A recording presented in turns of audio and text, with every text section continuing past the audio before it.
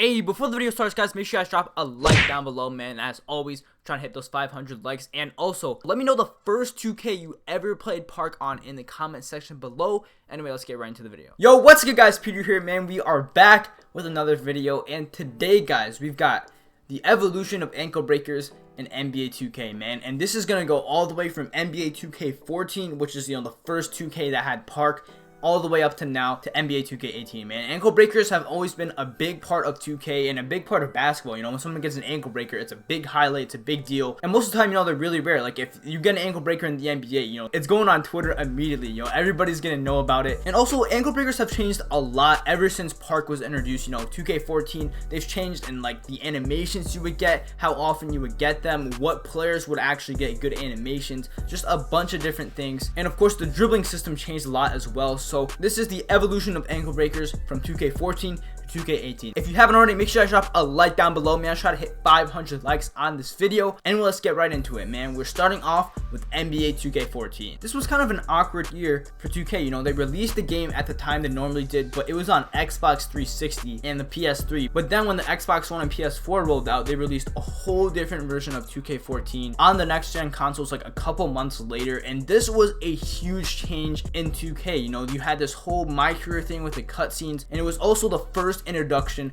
of Park, where you could actually bring your My Player and play against other people's My Players, and this was huge. And since it was new, and since they had this whole new My Career thing, a lot of people were still playing My Career a lot more than Park. People were slowly starting to transition, but even then, you guys all remember the Park, man. There was one Park, all the courts, you had this 5v5 court, and the actual ankle breakers were rare. Like, you would barely get ankle breakers in that game. If you got an ankle breaker, it would be enough to make a whole video about. I remember Smoove, like, he broke Tony Parker's ankles, and it was like a whole video. Like, it was crazy. Ankle breakers were extremely rare. One reason for that was because there was actually no badges. You had signature styles, totally different system, and also the dribbling system was a lot more simple, not nearly as complicated as something like 2K17. So people weren't really dribbling that much. People weren't really going for ankle breakers, so they were super rare. Most of the highlights in 2K14 consisted of alley-oops, crazy dunk animations. Alley-oops were so overpowered. Like, that was a whole cheese thing. People were zigzagging back and forth, but when you got an ankle breaker animation,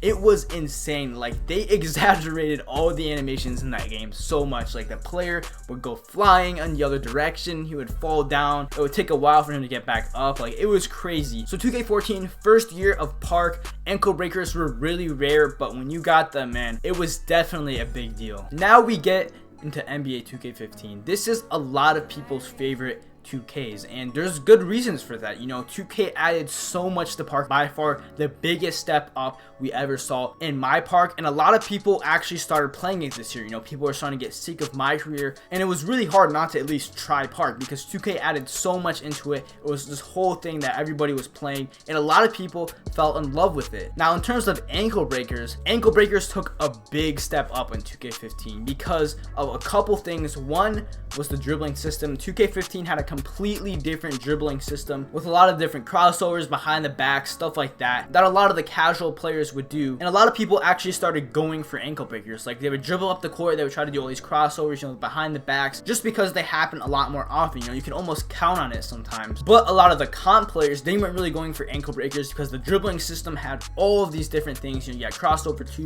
crossover 16, crossover 18, all of these different things that people would do to get open. Sure, they would get ankle breakers once in a while, but it's not like they were isolating just to get an ankle breaker animation so they could get past their man. Like, it was totally different. Mostly they were getting open for the 3, not really trying to break ankles. Dribbling system changed a lot, but what also increased the ankle breakers a lot was the whole badge system. 2K15 introduced badges into the game, and it was just a whole new concept. You could go in My Career, you could grind for something like killer crossover, and you would get it on bronze. You could buy it all the way up to gold, go in the Park, and it was just such a big difference. Like, you could just dribble up the court and spam crossovers, and you would eventually get an ankle breaker animation. It's not like they happen too often, even though it was like an arcade game, but 2K15 definitely increased the ankle breakers, and the animations were crazy. 2K14 had a lot of nice ankle breaker animations, but they just didn't have happen often enough. 2K15, it was like you could cross somebody, they would go flying the other way, they would slip, they would touch the ground, and it was a good mix. You know, some of the ankle breaker animations, it would just kind of stun the person, and then some of them, they would literally just fall like 5 feet the other direction. So 2K15, big step up with the ankle breakers. And just like 2K14, there weren't any archetypes, so everybody was kind of the same when it came to getting ankle breakers. Now we get into NBA 2K16. You guys all know that's my favorite 2K of all time.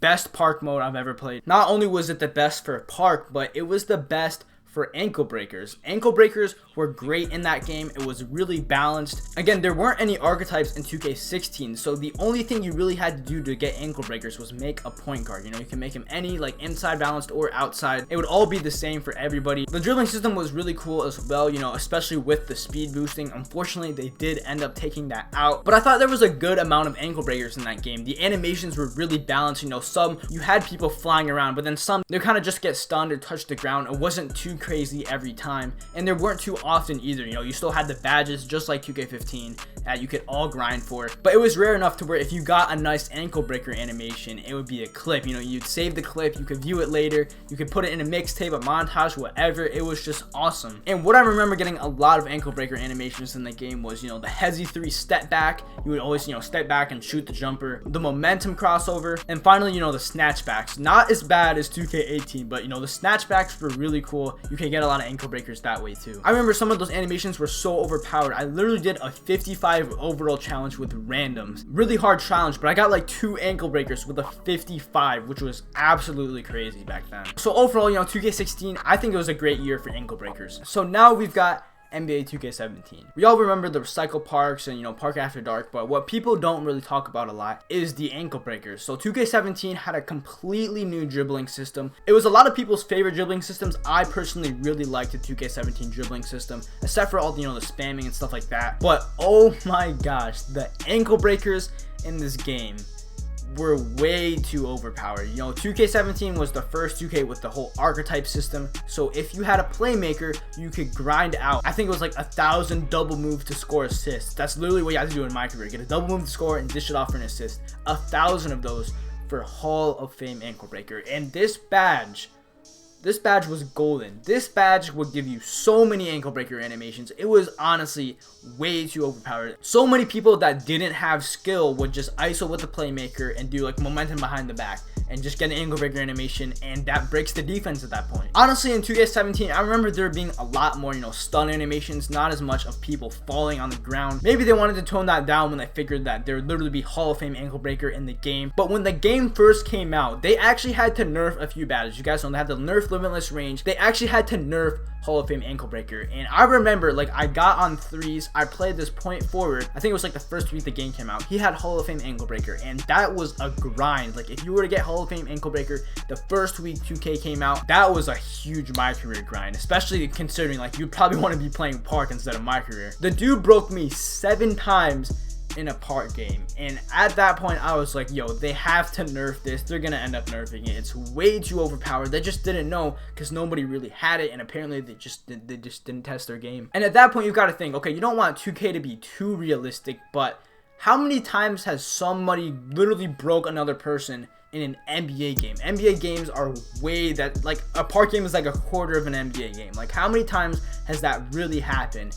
And you're just like, yo, they've got to nerf it. And they did end up nerfing it, but it still was extremely overpowered. Not to mention, they had the park cards back in the game. And the animations you could really get ankle breakers with in 2K17, pretty similar to NBA 2K16. I remember doing a video on this. You could run up the court, just do a quick double crossover. That would work a lot. That worked pretty well in 2K16, better in 2K17. Again, you had the step back, you know, the hesitation 3. You had the momentum and momentum behind the back, which was honestly the deadliest. And you also had snatchbacks. And not to mention, the 2K17 defense was way worse than 2K16. So all of that combined with the new badges, like Hall of Fame badges, archetypes, everything along those lines, the ankle breakers were just way too overpowered. Like, it was getting so bad to where you could just literally just get ankle breakers and it would be normal. Like, you wouldn't even save the clip. Whereas in real life, if somebody made somebody fall, like, you guys know how people would react. It'd be crazy. And finally, we get to the best 2K ever made, NBA 2K18.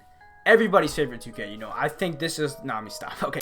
I don't even know what to say about ankle breakers this year. It has gotten to the point to where, like, it's just normal. It's not even like you did anything. If you look at it like, okay, here's 2K16, here's 2K17, you know, 2K17 was a bigger step up, but at that point you're like, yo, you gotta tone down the ankle breakers next year. Nope, 2K18 way up here, and like they increased it even more. I think maybe part of that is that they had the whole dual archetype thing, so if somebody were to make a pure playmaker and get Hall of Fame ankle breaker, that they would want them to get rewarded more, because not a lot of people had it. But it has gone overboard so much. This year's dribbling system is a lot more simple, not as much that you can do compared to like 2K17. There are relatively the same animations though, but this year you can literally have a pure playmaker, grind out Hall of Fame ankle breaker, and just ISO and just get a ton of ankle breakers. Like, you guys all know the snatchbacks. That's like the #1 thing this year. Momentum behind the back is even more overpowered this year. Momentum spin. I actually pulled up on 399s this year, and I haven't released a video yet, so stay tuned for that. But I pulled up on 399s, and you guys know if you have a sharpshooting playmaker and you have gold ankle breaker and you get the 99 badge from hitting 99, that gets stepped up to Hall of Fame ankle breaker. And at that point,